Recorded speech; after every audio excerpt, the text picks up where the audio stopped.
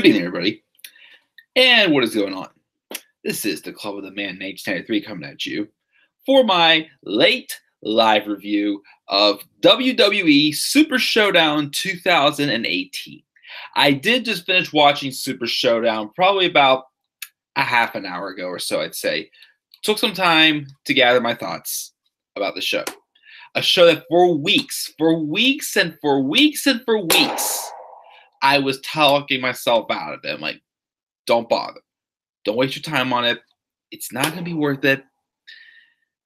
Really, it's just going to be another glorified house show, if you think about it. Well, in the SmackDown brand especially got interesting. The Cruiserweight Championship match got added. That interested me. The Raw side was still not phasing me out, pretty much. So for a while, I started to debate on maybe giving it a shot. Maybe checking out, see what happens. I was not going to give it a 5 a.m. today, no doubt about it. Although I couldn't. I've seen the whole show anyways. They had other plans throughout the day today, which is why I caught, Super Show-Down throughout the day. But I'm finally like, you know what? Just sit down, watch it. See what happens. Something good could happen, and you'll miss it, and you'll regret it. And just like Greatest Royal Rumble, I didn't watch the whole show for Greatest Royal Rumble. I watched this whole show, and there really wasn't much that happened, really. Let's put it that way. This show, unfortunately, was, I probably could say, from the stuff that I did see from Greatest Royal Rumble, I could say I enjoyed Super Showdown just a slight bit more than Greatest Royal Rumble. I mean, the WWE, it was a success. They had a nice stage. They had about 70,000 people in attendance. The crowd was, into the show for most of the night. But as far as the show itself, nothing too memorable. Really, the hottest moment actually did not come from a Raw match or a SmackDown match. And I will, of course, talk about that when I get later on. But this is not going to be like a usual review. Again, as I said, if it wasn't anything too spectacular, I'm not going to go in depth on every single thing. I'm going to mention the results, of course, for what happened from the matches. But yeah, this show was, watch it one time, cool. But if you don't want to watch the whole thing, I'd say at least watch a Cruiserweight Championship match. Maybe the WWE title match, and even the 6-man tag match with the Shield and Strowman, Ziggler, McIntyre, I thought wasn't too bad. Everything else was just stuff you would normally see. I mean, even the 6-man tag match kind of like, was like a great, main event for Raw, it felt like. Everything else, very forgettable. And I was doing a little bit of ranting on a couple things when it comes to a few matches in the show. But again, I'm not going to talk too much about every single match because, again, it's like a decent, above-average, glorified house show.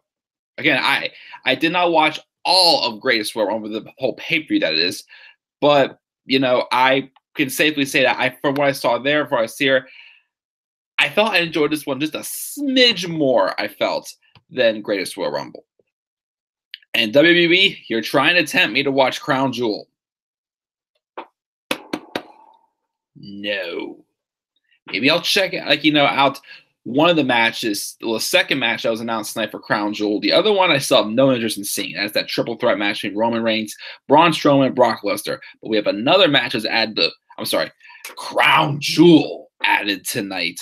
That I may check out just that match in particular. But we'll talk about that a little bit later on. But let's check the live chat, see if there's anybody live. And we got Lauren. She thought the show was a C-. She thought the best match was Taker and Triple H, she felt, which that's completely cool.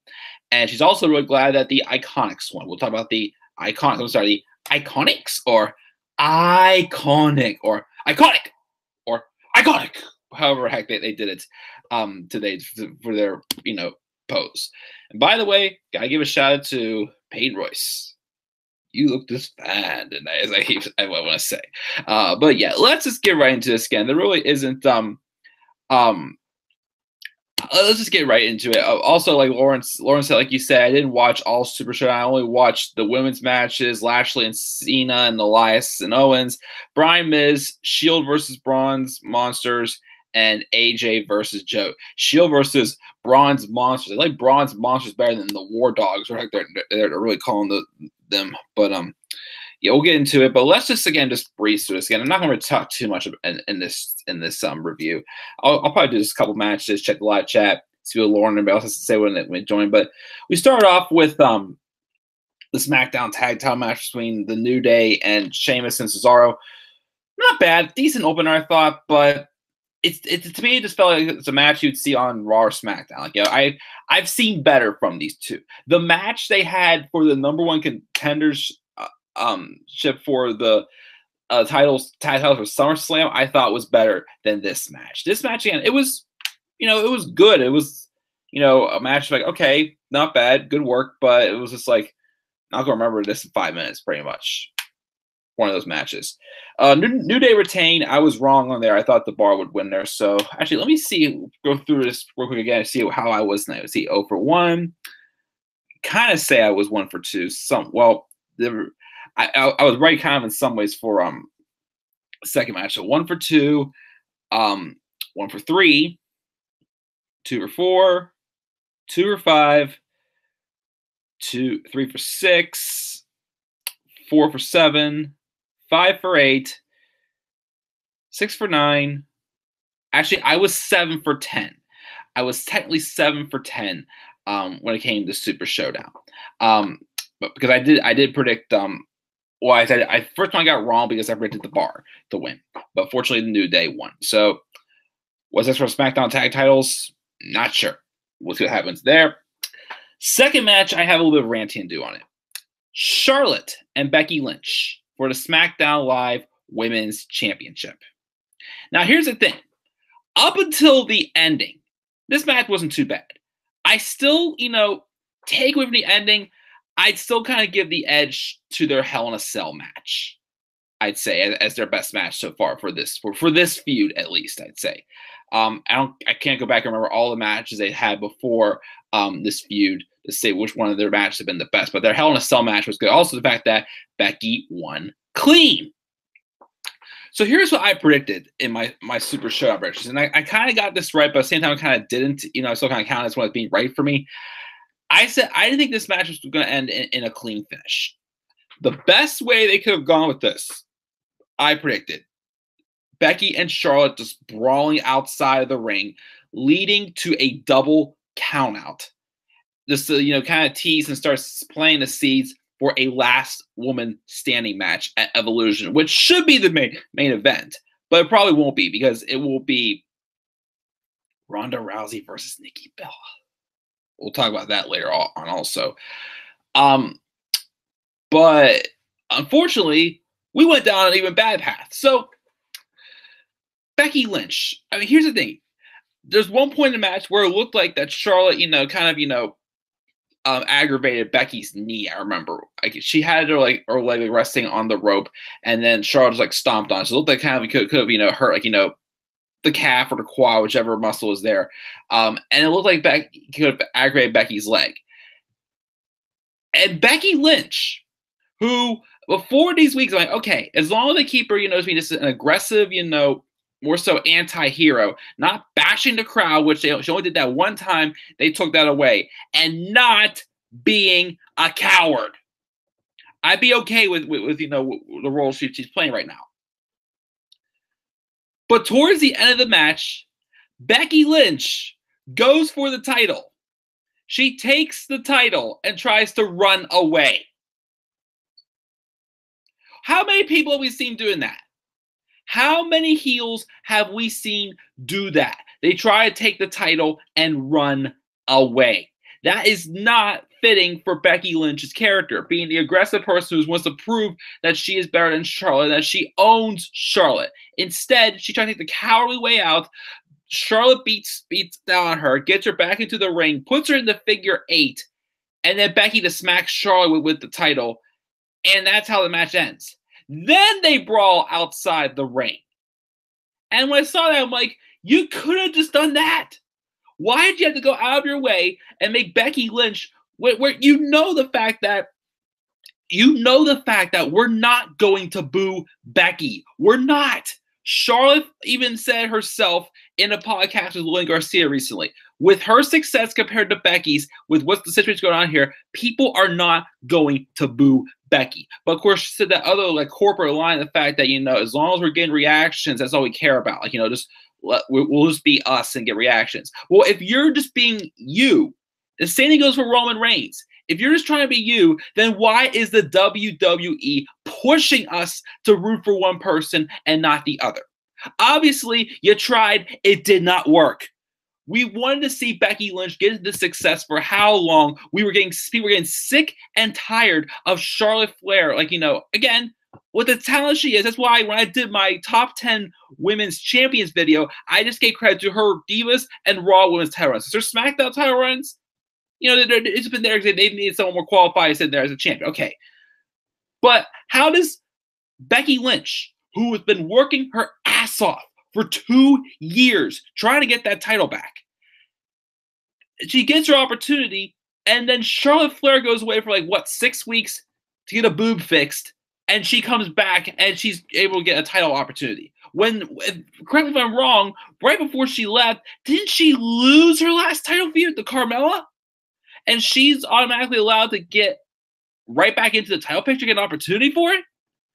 Why are you guys just going out of your way to purposely just, push our buttons? Whether it's just, teasing us with something you want, literally just going, nah, nah, nah, nah, nah, you want this? Nope, can't get it. Nah, nah, nah, nah. Nope, you want it, can't get it. Now you're just purposely trying to make us hate someone that we've been wanting to see for 2 years be taken seriously once again.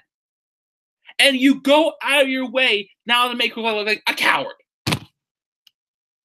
Why do all heels have to be cowards? Yes, there's some people, like The Miz, who plays a great cowardly heel, but he's effective in some ways. I can't think of a couple others off the top of my head at the moment, but not all heels need to be cowards. Becky Lynch should be more like an anti-hero. Samoa Joe should be just an aggressive heel that's tough to overcome. And that story was told simply tonight in the match, well, this morning, Pittsburgh time, in the match that they had. And a few others as well, except Tommaso Ciampa, for crying out loud, is awesome at NXT. He's a master manipulator, and he has a plan, and he's succeeding. Now somebody is trying to overcome this plan and find the plot holes into it. But no, we have to do now. Even going further, I'll bet you money Road Dogg tried to swipe it right in and say, oh, you didn't know? Becky Lynch got boo with somebody, pretty much, or something like that. And now he's, of course, defending, WWE's ass once again. I just was so ticked off with how they had Becky Lynch just pull a typical heel tactic to win this match. All she had to be was just aggressive and just, that person hey, I'm not playing games anymore. Nobody is taking my spot. And just be aggressive about it. Don't be a typical coward.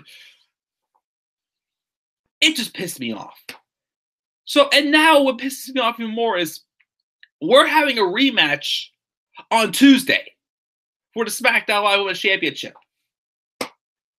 Why are we not just waiting until Evolution? Again, why could just made it simple, just brawl outside the ring, lead to a double countout, and then have the last match at Evolution? Or again, even if somehow they're trying to drag this out till TLC and then have a TLC match, then whatever. But you had to push it on us. Oh, hate her, hate her, hate her, hate her. You told a story for how many years of this woman struggling to get back on top. To get back on top. She's an underdog who finally figured out what she had to do. And she did nothing wrong to do so. She just, stopped, well, I shouldn't say stop being nice, but she just stopped, just taking things for granted and stopped being lenient and just being more aggressive with her opportunities. We were supposed to hate her for that. We're supposed to hate her, but love the woman who literally came back from getting a boob fix to gain another title opportunity again. In a few weeks, this feud can be flushed down the toilet if they keep trying to do this with Becky Lynch. It's not going to work. So do us a favor, quit trying to push it on us. Just let it act naturally. Just let this tension between these two women that just want to tear each other apart. That's all it has to be. I have no more to say about that ending to that match. Again, the match itself, besides that ending, wasn't bad. That ending, though, pissed me off to no end. Live chat. Let's see what we got here with Lauren in the live chat. Nikki or Dean should have turned. Was surprised neither of them turned. She thought that was a waste opportunity. I do agree that one of them should definitely turn. We'll talk about that more when we get to their matches. There's speculation that Cena may be retiring, and also there's also a Joe versus Cena feud brewing. I'd be cool with Joe and Cena having a feud. Buddy Murphy was a good match, definitely. She was pissed that New Day retained. Yeah, I would rather seen the Bar win it, but it wasn't. I'm like, whatever. I thought for the most part, and I gotta fix that description in the description box. My bad. Becky versus Charlotte again in another rematch for a women's title on SmackDown Live. Why? Don't know, because they're going to overdo the match. We're going to get sick of it by Evolution, probably. Or wasn't on Super Showdown. He was golfing with his wife. Well, at least he got out to enjoy nice weather. Her predictions were off. It was for the SmackDown Live tag titles. Also bad, they made Becky get herself DQ'd. Yeah, again, this made absolutely no sense. She enjoyed this pay-per-view more than the Greatest Royal Rumble. Charlotte said her predictions or go live. Doesn't feel well. Again, it's no worries, but I mean, again, you do what you want to do. Again, I just would like to know that because I'd like to support your videos as well, since you support mine. Becky versus Charlotte was way early in the show. I agree. They probably could have swapped this match with like the women's six women tag match. It was later in the show, I thought, in my opinion. Like, not have a championship match this early. The crowd was behind Becky, but of course, nope. We got to force them not to. She thinks that Nikki will turn heel tomorrow, well, on Monday on Raw, on Ronda. I probably will. Nakamura should have been on Super Showdown, to be honest. I agree. What's with Cena's hair looking like Jake? That's exactly what I said, too. Well, I'll talk about Cena's hair. We're just about to be in that match shortly. She doesn't think that Daniel Bryan versus AJ Styles should be on Crown Jewel, should be saved for Mania, or they could have done it at SmackDown Live 1000. But let's get there. Don't blame the superstars. Blame the creative and Vince for their roles. Oh yeah, again, I'm not blaming Becky or any of these superstars for the roles that they're in. I mean, yeah, I kind of ranted a little bit on Charlotte, but saying that the typical like corporate life as long as we get reactions, but I do completely agree. It's Vince and the creative team. That's why sometimes I say whenever I listen to these pros, I'm thinking it's not them, that's Vince, pretty much. But I agree. Yes, exactly. Make her just a badass heel, not a cowardly heel. Again, if she's a badass heel, I can take that. Vince loves Charlotte and Roman. Oh, that's very obvious. Vince said he praises Becky to heel character. I'm like, yeah, but you shouldn't have turned her heel. You should have turned Charlotte. Yeah, I mean, again, here's the thing. I get it. They've done this before. It'd be the same dynamic. But then again, the story writes itself. The momentum is right there. We want Becky to have that moment. It'd be like if you tried to turn Daniel Bryan heel on his run to WrestleMania 30. Like, it wouldn't work. We wouldn't boo Daniel Bryan. With everything, all the obstacles they threw at him, there is no chance in hell that we would ever boo Daniel Bryan in that run, at least. No way at all. Heels are better than faces. That is true. I did hear Neville return to Dragon's Gate. That's awesome. Why was Road Dogg even in charge of creative? Out of anyone, why him? Stone Cold would have been a better choice. Yeah, definitely Stone Cold, but no. Probably because Road Dogg's BFFs with a bunch of other corporate people behind the scenes, and he probably has the right mind that Vince McMahon's looking for. Someone who just wants to just write something in and make Roman look very strong, and just pick random guys like Jinder Mahal to be their WWE champion. Did you see that RVD made a statement saying Triple H buries talent? I did not see that recently. I mean, I keep hearing back in the old days he did, but I'm not sure. Charlotte and Becky's feud should end at Evolution in a no DQ match or last woman standing, but no, Vince doesn't want that. Nope. She doesn't like Charlotte's new boob job. I think it looks awful and it's unnatural. Oh, goodness. Haven't got too good of a look down there, but I'll take your word for it. Becky and Charlotte's feud be like Sasha and Charlotte feud in 2016.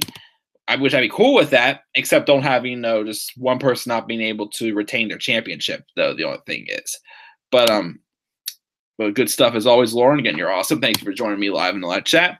Let's move on here, again, because there's not much to say about these matches.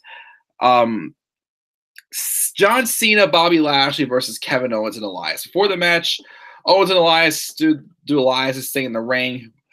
Bobby Lashley comes out. No Leo Rush, apparently. I don't know why.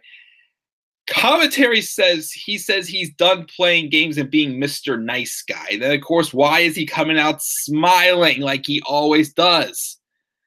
And then out came John Cena, which, again, I'm sorry. I was still pissed off that he could not have at least shown up. Or they could have at least had, again, I don't know if it was his fault or whose fault it was, but they couldn't have at least had him show up to save Bobby Lashley on Raw last week from Owens and Elias. Cena comes out, takes off his hat. I'm sorry. I don't like the longer hair on Cena. As Lauren said, I thought so too. He looks like JBL. Some people think he looks like a politician also, but it's not him. The shorter hair is Cena. This longer, whatever heck this hair is not him. And all this match was about 5 minutes of Kevin Owens and Elias beating up Bobby Lashley, and then as soon as Cena tags in, he just wipes the floor clean with Elias. Shoulder tackle, AA. But then Cena crosses his arms. Reminds me whenever I started with my empty hand forms, I did was in the martial arts. Crossed his arms, and just does a little jab. I can't tell if it was like a jab or if it was like like a back fist or like a little like slapping punch or something like that, right to Elias's face. Does his sixth move of doom. I think it's called the lightning fist or something like that, and that's what puts down Elias for Cena to get the victory. I was saying for a while, John Cena obviously needed a new finisher because way too many people had kicked out of the AA recently. It felt watered down, and, well, of course, there's some people who can't kick out of the AA, like Baron Corbin or a couple other people I remember who couldn't kick out of the AA, but yet Jinder Mahal kicked out of the AA in 2017. Remember that, guys? Actually, it was the night where Corbin cashed in. Cena and Jinder had a match that night. Jinder Mahal kicked out of a freaking AA, but there was a couple other people who couldn't kick out of an AA. I don't think Finn Balor kicked out of it in the match they had earlier this year on Raw. I don't think he did. I really don't think Finn Balor even kicked out of it, but Jinder Mahal can. So I've been making the pledge for a while again and saying, yeah, Cena should get a new finisher. But they make a cheap-ass move. A move that, like, maybe at least like a stun move or something like that. But that's no finisher. It's no knockout blow. It looks like he just, like, like hey, or hey, or hey, or it could be, you can even make it look like this. It just looks, it looks weak. Like, why? Like a little jab strike. Gets them the win. It didn't accomplish anything. I mean, Cena's probably not going to be sticking around or anything. Because afterwards, he gets on the microphone and says he doesn't know what the future holds for him. But he always get this nice reminder of coming back from where he's come from, whatnot. And of course, thanks him for allowing to have him in the country. Which okay, it was nice to do that. But that move, I'm sorry, that I hate to do this. Guys, please do not hate me. Any John Cena fans out there, please do not hate me. But you know what happens when you have a weak finisher? And you know what happens when it's pretty much something that anyone can do? The lightning fist. You just made the list!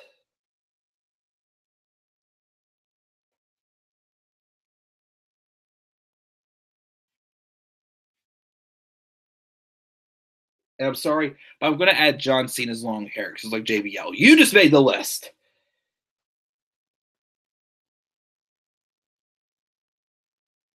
Hopefully I get no heat for this. But yeah, so I added that to the list. I'm not sure if there's going to be anything else to add to the list, but we'll see. Moving on now, of course, to go again. The match, Cena and Lashley won. It was just 5 minutes of Bobby Lashley getting beat up, and then John Cena just doing his usual spew on Elias and just wiping forth him. We then had Asuka and Naomi versus the Iconics, or how you want to call them. Once again, Peyton Royce looking just fine. Anyways, but match, well, be honest, was a little sloppy. All I got out of this match was Asuka went from being the most dominating badass woman to wrestle in this company to being a comedy act with Naomi. Luckily, at least when the Iconics won, they pinned Naomi, so I was cool with that guy. I wanted the Iconics win because why would you have them have a match in their home their home country and then not even win? I mean, the win, it could have been a little bit more, a better match they had, but they got the win at least. That's all we gotta say about that. The Iconics win. That's all I wanted out of that. One more match that I'll go back to the live chat, Lauren, and whoever else is in the live chat. We then have AJ Styles versus Samoa Joe. The WWE Championship match. No counts, no counts. No disqualifications. There must be a winner. Not no holds barred. They can't just say no holds barred. You gotta add 3 sentences in there just for the heck of it. This match again wasn't bad. I liked the story told. It did kind of slow down towards the end. Yeah, I wasn't the biggest fan of Joe tapping out, but I like how the story was told. AJ Styles came out there just staring down Joe, obviously waiting to get his hands on Joe after everything he's done to his family. They brawl outside the ring before the match starts, and they continue to do so. It was a physical, hard-hitting match. The count-out stipulation was taken advantage of throughout most of the match. The disqualification, DQ one was a little bit later when Joe started bringing in a chair, and Styles did some nice-looking move where he did a drop kick on the chair that hit Joe in the face. Joe took a couple of chair shots. And then the turning point of the match, a table came out, and it was set up. And then Joe again teased the Muscle Buster. I've been waiting to see Joe use the Muscle Buster because he still used it for a little bit after, even though that move ended Tyson Kidd's career, but he still used it. But he hasn't used this game to the main roster. It's either been this Coquina Clutch, or here and there he's won with the Uranagi. But he goes for a Muscle Buster. Styles counters out of it, and then he picks up Joe from the second rope or something like that, and just drops him back through the table. And it looked like the landing looked bad. It looked like Joe literally did injure his knee when he landed. I mean, I don't know if he really did or not, but the referee's checking on him, but then Styles kind of goes over and pretty much looks at the referee and was just like, "You can back off now, buddy," because the rest of this match is just AJ, because obviously in this feud, Joe won the mind games. He won the mind games, no doubt about it. But AJ was pretty much just, turning the tables entirely on Joe, just attacking the bad knee. And then Joe was trying to fight back, but it just showed that, Joe had the upper hand on AJ mentally. And now this was him pretty much getting his full comeuppance on so. AJ continued to attack the bad leg until because a couple times AJ was stuck in the Coquina Clutch, but because of the bad leg, he was able to escape it. And he got Joe to tap out by putting a pretty vicious twerk on the bad knee with the calf crusher.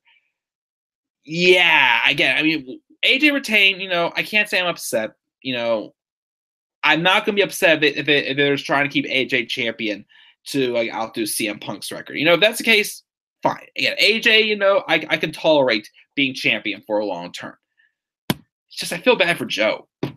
This was Joe cutting some of the best promos of his career, I'd say, since he was pleading for his rematch against Shinsuke Nakamura for the NXT Championship at NXT. The iron was just so hot for him. And after this, I just don't know where we go with him and if he'll ever get another WWE title opportunity again. I mean, we could do the feud with him and Cena, but I just don't know if time's gonna be running out for him to have a chance to be a world champion because he definitely deserved this. Even if they wanted to put it on Joe for like a month or two and then give it back to Styles, fine. But Joe deserved it. I mean, his main roster run's not been awful, but he's come up shy of that big moment so far, I feel. He's had a couple little nagging injuries or just a couple times where they had absolutely nothing for him to do. And I just feel bad. But AJ retains by getting Joe to tap out. I guess the feud's over. Moving on now to the winner of the match with Daniel Bryan and Miz, which I've already talked about already, but I will get to that in a little bit as well. But that was what happened there for the WWE title. Live chat. What do we got here? Let's see here. I think right here. Lauren says Cena got a surprisingly good reaction. He did. He hadn't been around for a while. Watch Cena not be on Raw or SmackDown Live again. He's returning to China to continue filming his movie. That's why I can't get into his returns, even though I support him and love him. Yeah, it just seems like his Hollywood career, his movie career is getting even more busier. If Cena had his long hair from 08, I'd be cool with that. Maybe, yeah, that hair wouldn't be as bad. But this one, I don't know why. It's not him. She doesn't like his new move either. Cena and Lashley basically buried Elias and Owens pretty much.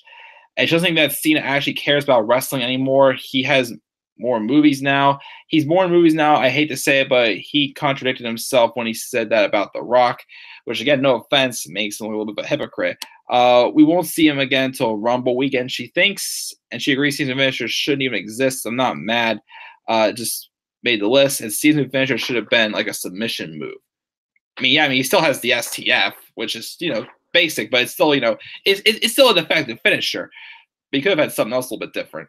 I agree. Owens and Elias should have won. Honestly, this did nothing really having Cena and Lashley win pretty much, and just showing off Cena's new little lightning fist all of a sudden. Glad the Iconics won, but the match was awful. Asuka should just leave ever since her loss to Charlotte. They ruined her. Charlotte basically buried her. Again, I'm not mad that she lost to Charlotte, man, but it's like you couldn't have even tried to try a different story for Asuka. Instead, you just threw her back into the women's title feud way too soon. And, they obviously wanted to keep the belt on Carmella for a while. Just having, her put over Carmella was just not the right move to do. It just that's why I more so blame. Cena's JBL hair deserves to make the list. Joe versus AJ should have been at the end of the pay-per-view. I agree, definitely. She enjoyed AJ and Joe, but they're making Joe like an ass who can't win. With all the momentum Joe had got into this feud, they make AJ win. I think they're trying to erase Punk's reign. They pretty much are, but again, I'm not upset with AJ, doing so. But I do agree. I felt that this was, if there was a moment to put the world title on Joe, it should have been now. They could have also done it last year against Brock, but nope, could not do that. She thinks that Bryan's going to have to defeat Styles at the next pay-per-view. There's also rumors they're thinking of making Styles and Orton at WrestleMania 35, which I'd be for that. I don't think AJ's going to be going into WrestleMania, though, as champion. I don't think it's going to happen. I really think the title's going to be involved with Miz or Bryan some way going to WrestleMania. But Orton and Styles, for WrestleMania, take my money. I'm completely cool with that. Watch them make Joe a jobber now. It's sad he deserves to be champ. Come on, WWE, get your shit together. Watch people get sick of Styles as champ. Yeah, he's a good talent, but he's getting stale with the titles, she's thinking. She thinks that AJ buried Joe. Oh, another reason why also probably because they won't put AJ and Joe as the main events because Vince probably refuses to put two TNA guys that were stars of main TNA in the main event, which is completely stupid. Cena better be at SmackDown Live 1000. If not, I'll go and rant on my video. Oh boy, I look forward to hearing that one, Lauren. It definitely has to. They named Rock the greatest SmackDown Live superstar of all time. Why? She disagrees, saying it's Taker. Could be. Not sure. We'll see, though. Rock was invited to SmackDown 1000, but he may not show up due to conflicts. Yikes. Asuka versus Becky should happen if they're both not ruined within the next few weeks.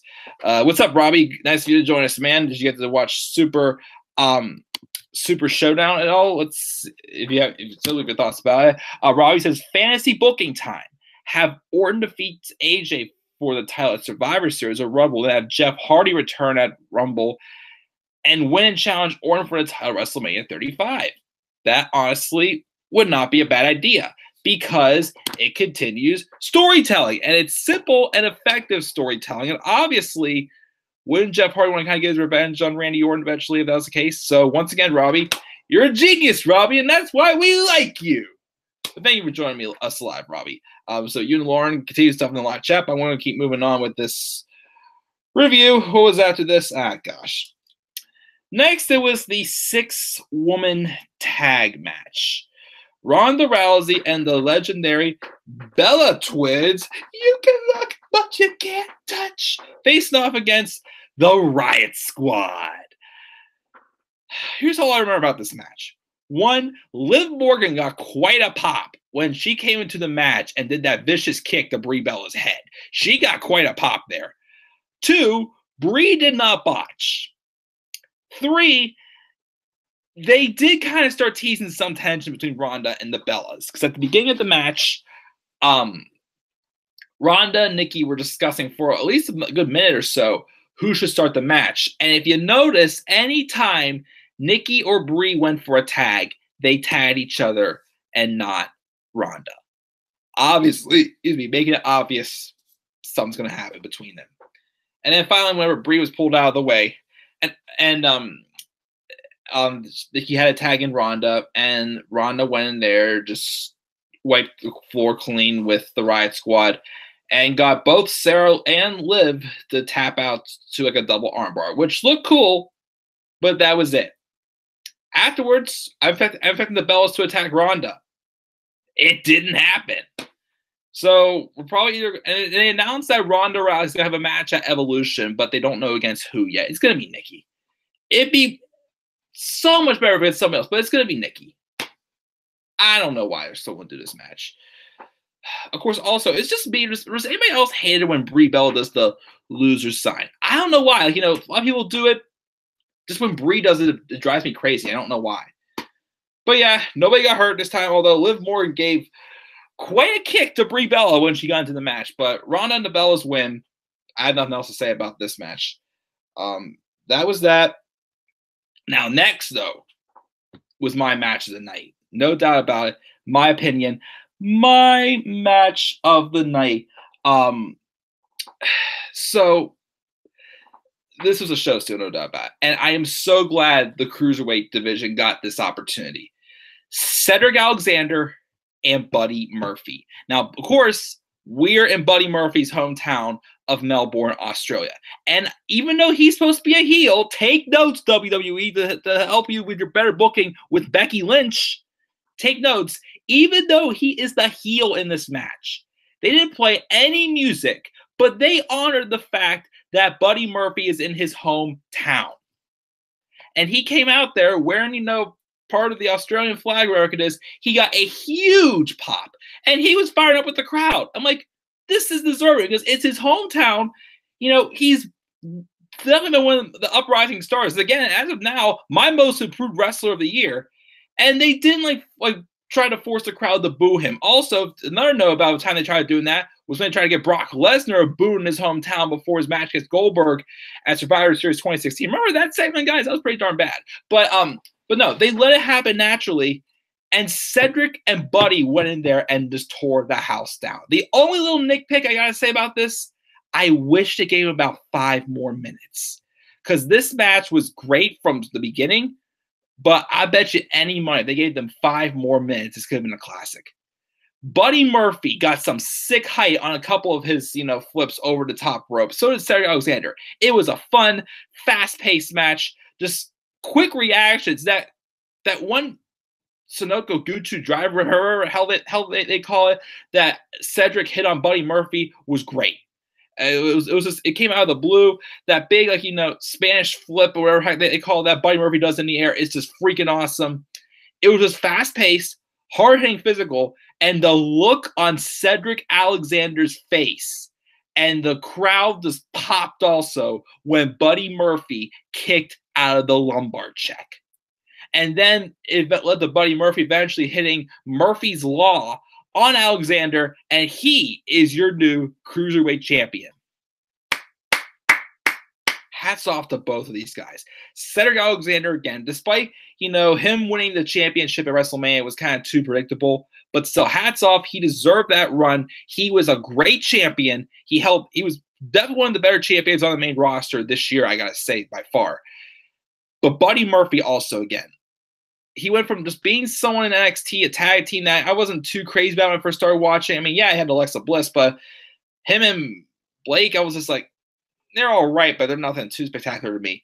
To being this guy who has this chip on his shoulder, again, not just so much, just being like, a typical, coward, heel, whatnot, but just a guy who's out there being aggressive, just trying to find his opportunities, working his ass off to keep his weight down, a way he doesn't fail his way in. And he's stealing the show against anyone he's having matches against. Kalisto, Mustafa Ali, Cedric Alexander recently, and a few others here and there. This guy is just amazing. And with how hard he's worked this year, I applaud him for getting this moment. Having him win the Cruiserweight Championship in his hometown outside the country. Definitely, in my opinion, one of my favorite moments of this year.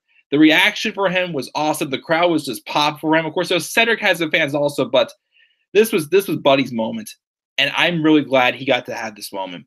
By far, again, my match of the night, and definitely, the greatest part of the show, in my opinion, that is Buddy Murphy winning the Cruiserweight Championship. Just putting on a great match with Cedric Alexander. Again, I felt they could have given them just 5 more minutes, though, and they could have put on a classic. And it would have been glorious on this glorified house show. But, yeah, that's my thoughts on my match of the night. The Cruiserweight Championship match. One more match, I'll check the live chat again. Next, we have the 6-man tag match, The Shield, taking on Braun Strowman, Dolph Ziggler, and Drew McIntyre. Even though, again, I have not been pleased with how The Shield's been booked. One, seeing their entrance come through the crowd with the masks on was badass. I'll give them that. And they actually came with the titles in hand. I'll give them credit. I thought this match was solid. I thought this is one of the better matches of the night. I can't really say too much bad about the match. What I also liked about this match was it didn't feel like Roman was in the sole spotlight. Yeah, he had a couple of spots. Like I like that spear out of nowhere he did on Braun Strowman with the barricade. I'll give him credit. But, Seth Rollins got a lot of time in this match. And, of course, this continued to focus on also the story of Dean Ambrose. Obviously, kind of being like a guy who's getting, the low end of the stick in the match. They teased some more tension when Roman Reigns goes to Superman Punch. I think it was either Strowman or McIntyre, and he accidentally gets Ambrose. And then that time where the heel tag team goes to circle around them like the Shield does, Ambrose got up to look like he was going to join them, and then he dives in, but he dives right for Strowman, pretty much take him out. So yeah, this wasn't too focused on Roman again, and I appreciate that. This match was not so focused on Roman, so like when that happens, I can tolerate the moments he does as well. I like though how they had Dean Ambrose get the pin, because Roman didn't need the pin. Seth's fine without the pin. Dean obviously felt needed it more to get his momentum going and to show he's not just like on the short end of the stick. But yeah, I'm surprised they didn't attempt to turn him heel either. I thought maybe they would do it here. But again, I don't think this heel turn with Dean Ambrose is not going to happen until at least TLC. I really see these 6 men having another match at TLC. And again, let me put it this way again, too. These 6 can have great matches together. And there's no doubt about it. But again, as I keep saying, the problem is they're trying to make us like one guy on one team we don't want to like, and they're trying to make us hate someone on the other team that we want to cheer out the building. So just keep that in mind. With all 6 of these guys together, they can still put on a great match. But the story around this is still. But still a good match. I'll give it as definitely probably either maybe the third best match of the night, I'd say, in my opinion. So I'll give them the edge there. Live chat. Let's see what we got here. Let's see here. Do you think Batista will turn face at SmackDown Live 1000? He could. And be on Raw or SmackDown Live. Not sure where he would go if he would stick around, but maybe. Apparently, the Bellas got so much hate from other videos of Super Showdown. Wow. And Liv was actually good. Yeah, she didn't do too bad. Robbie didn't see Super Showdown, but I saw the results on YouTube. I honestly only cared for AJ versus Joe, Brian versus Miz, and Cedric versus Buddy. Everything else didn't care for us. Pretty much I felt too. Nikki would have turned heel tonight. Brie botched Liv's. I forgot about that. Yeah. Brie pulled on Liv Morgan's tongue also. I forgot to mention that as well. My bad. Thanks for reminding me that. He loved Taker and Triple H, but this match shouldn't have happened. You want to cut Taker and Triple H on his card. They could have had them and Kane fight the Shield in a special attraction, which wouldn't have been a bad idea. Nikki was eyeing Ronda's title, obviously, and she thinks Nikki will turn, but she doesn't think Brie will. Still possible. That match was awesome. Best match of the night. She thought it was Taker and Triple H, which is fine. She thinks the Bros Destruction are heels now. Not too sure too. Buddy does need to have a good run with the title. Buddy versus Ali next pay-per-view. They've had a couple good matches this year, right? But non-title matches. So put them in a title match, definitely. Buddy Murphy and Ali. I'm for that. Buddy Murphy versus Rey Mysterio. I love that idea, Robbie. That'd be freaking genius.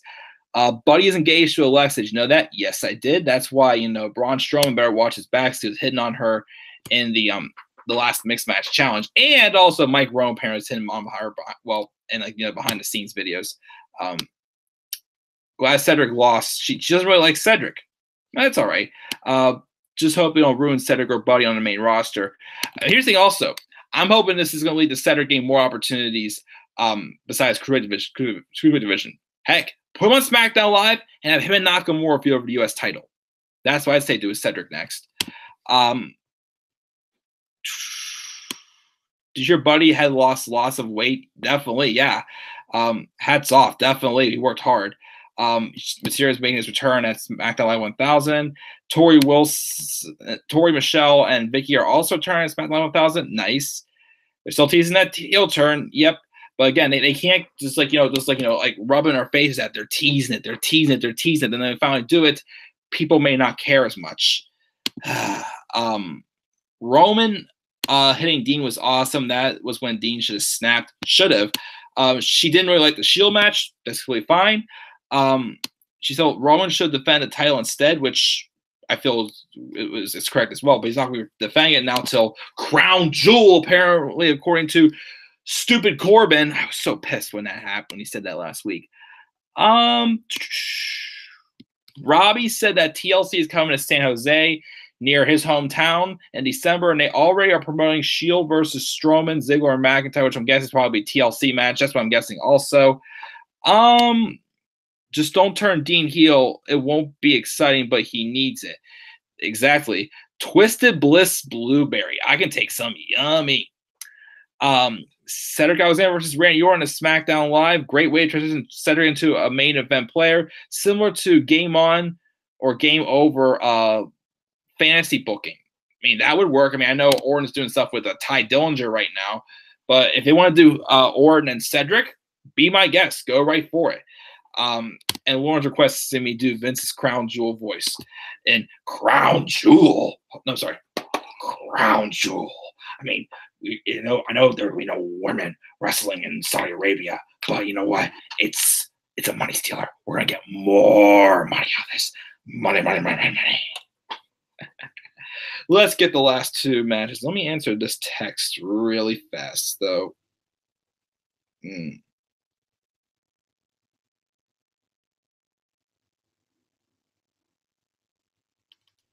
All right.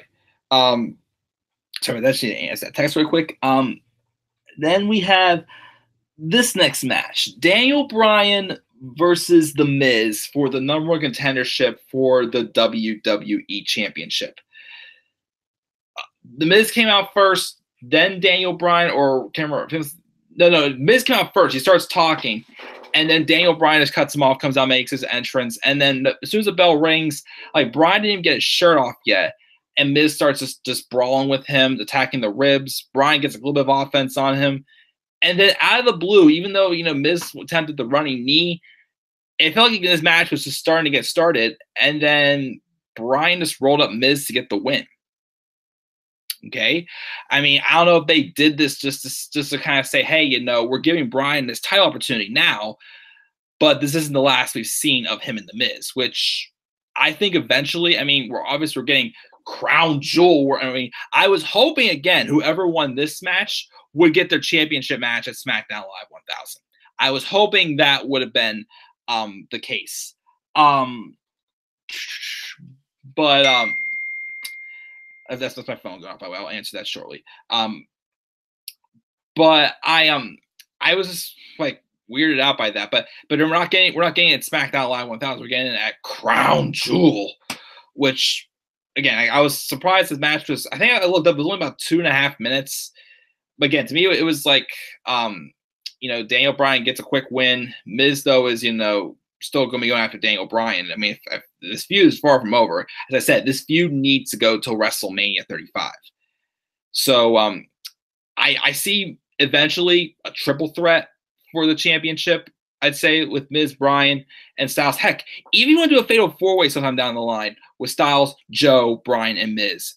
Cool. We can do that sometime down the line as well. I don't think Joe would win, of course, as it's probably going to – the champion is now focusing between Miz and Bryan. But so we're getting Bryan and AJ at Crown Jewel, which you're trying to push me to watch it, but I'm not going to give in. Not going to give in. I won't give in. Maybe I'll check out that match at least, but you're not going to make me watch another whole glorified house show again. Not going to do it.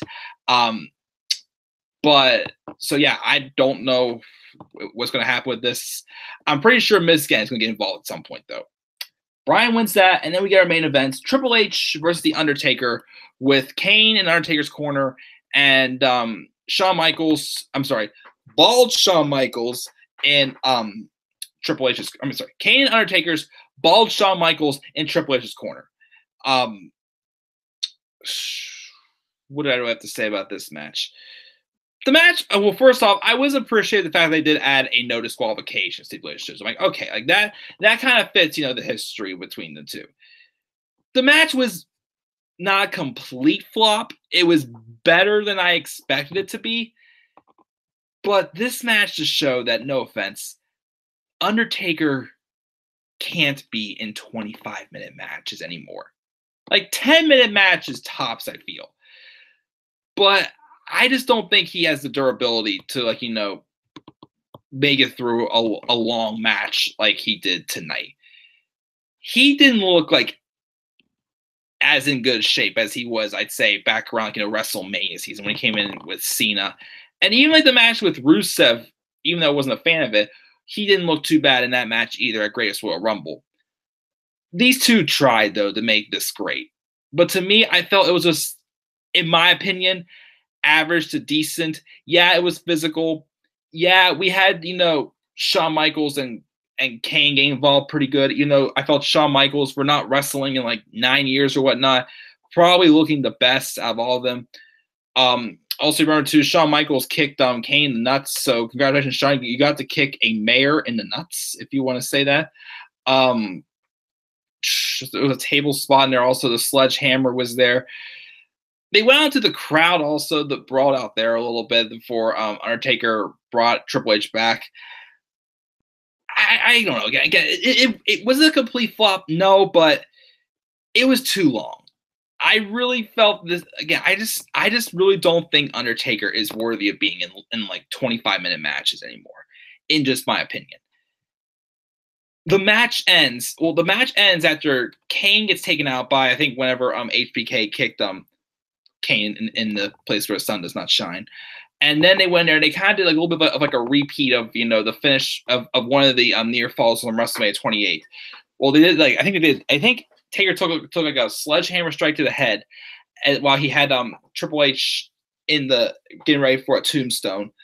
And then I think Shawn Michaels had 2 super kicks on him, and in the last one, super kick Taker led Triple H in the pedigree, and Triple H for the first time in his career beats the Undertaker.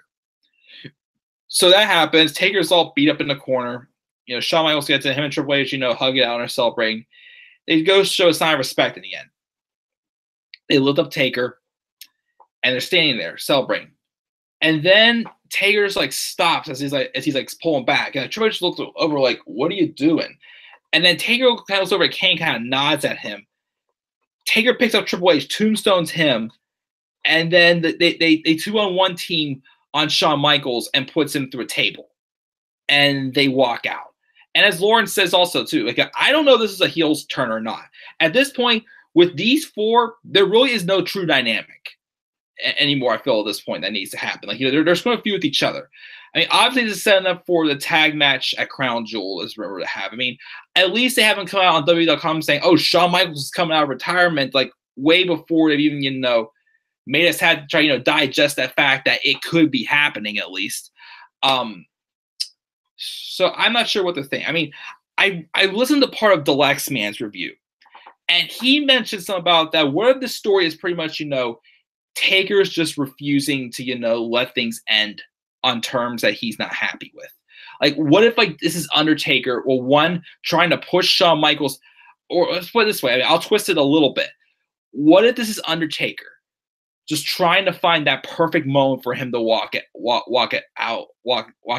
the sunset with, walk to finish off his career with, and he's not getting it. He thought he could have gotten it with Triple H. That was not the case, and he's pushing Shawn Michaels out of retirement to try to have that moment with him at the place where it began for him at Survivor Series or something like that.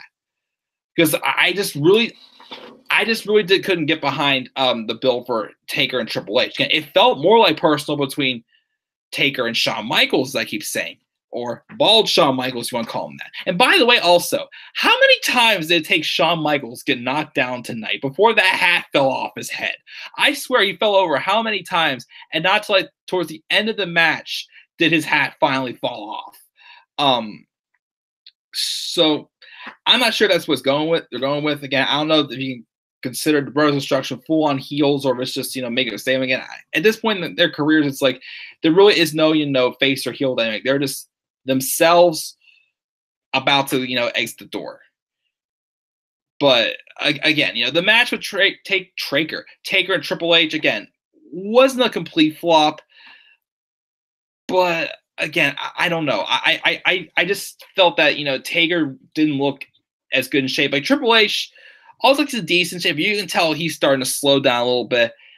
I just don't think Taker is worthy of being in a 25-minute match, in my personal opinion. But with that, guys, that is actually all the matches from a Super Showdown. Let me see this text real quick.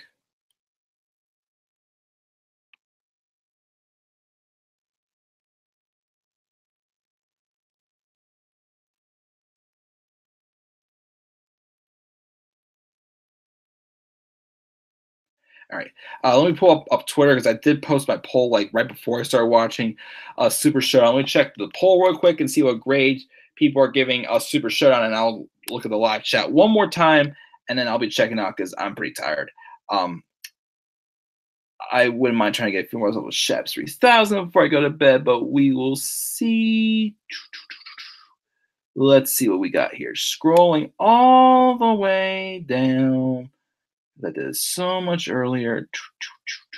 Aha. Only 3 votes for my Super Showdown poll. 3 votes. Nobody said anything lower than C. One person said B. 2 people actually said A. So people really enjoyed the show, which if you did, cool. Me again, it felt like a decent glorified house show. That's what it felt like to me, which is why I gave this a C+. Again, it wasn't a complete flop, but not much happened. It was just a house show with 70,000 people in front of it. That's as honestly I felt. C+. Yeah, I know in the description it says it's hell in a cell, but I'll fix that after this review. Um, let's see what we got in the live chat here. Vince had the biggest crown jewels. Yes, he did, Robbie. Crown jewels just made the list. It made the list already. I'm funny, apparently. Thank you. Texting during stream just made the list. I'm sorry, kidding. I love you. Sorry, I had to. It was some. I had to. I just had to answer to really quickly. I want to keep person waiting. I just wanted to answer to really fast. So sorry about that. WWE title match or on Crown Jewel just made the list. Well, the Universal title match probably will. The one with Styles and Bryan, I won't do that. 5-minute match with Daniel Miz. No, 2.5-minute match, pretty much. It wasn't worth watching, but she was okay with Bryan winning. She thinks Bryan needs to win the title. Take a drink every time Mike says Crown Jewel. Yeah, let's make that a drinking game. Every time, or just like how every time they mentioned about Evolution being the first ever women's pay-per-view. That's next pay-per-view, guys. By the way, in case you didn't notice, you didn't know that. Well, enough with these house show pay-per-views. There's way too many. 40-minute main event. Sean Ball, she's not used to it. Yeah, it's like he's still in good shape, but it's starting to show his age. I was thinking Triple H and HBK were more of the heels in this than Taker and Kane because HBK kept getting involved and Kane didn't interfere until the end. That is pretty much true. After that one night in Milwaukee, it should have been Undertaker versus Aiden English in the casket match. I would have been for that, definitely. With Rusev wanting Taker to shove Aiden in the casket. After the handshake between the four legends, Kane and Taker turned heel on HBK and Triple H. That was lit. Could be a heel turn. Or it could be a double turn. I'm not sure because again, Triple H was still kind of a heel. HBK is kind of still somewhat of a baby face, and then Kane was a face. Was a face when he came back to help out Daniel Bryan with Team Hell No. Taker still kind of a baby face, but kind of more of a tweener. So I don't know what to think of that. Who knows who is who in this pretty much. HBK was the best out, and she agrees. Was a decent pay-per-view, not the worst, but could have been better. I agree. We're probably going to be getting DX versus Brothers of Destruction at Crown Jewel, then Brothers of Destruction win and a feud. Maybe not sure. I mean, again, I'm sure we're probably going to eventually get Taker and Michaels one more time, maybe at Survivor Series, which I'd be cool with that. But just not a 20-minute match for Taker. Any reviews tomorrow? Probably not any reviews. Probably not until Monday. Taker's last match should be against Cena next year at Mania in a retirement match. Mania should be Taker's final call. Either Mania or again, I'll take Survivor Series too because that's where Taker's career began, in my opinion, as well. HBK said he contemplated cutting his hair. I miss the long-haired DX and long-haired Bros of Destruction. Those were pretty badass. She said, great review. See you Monday for your Raw review. Sweet dreams, everybody. Thank you again for joining us, Lauren. Like Daniel said, Super House Showdown. Super House Showdown. Oh, man. Spooling matches involving Taynara Conti definitely makes the list.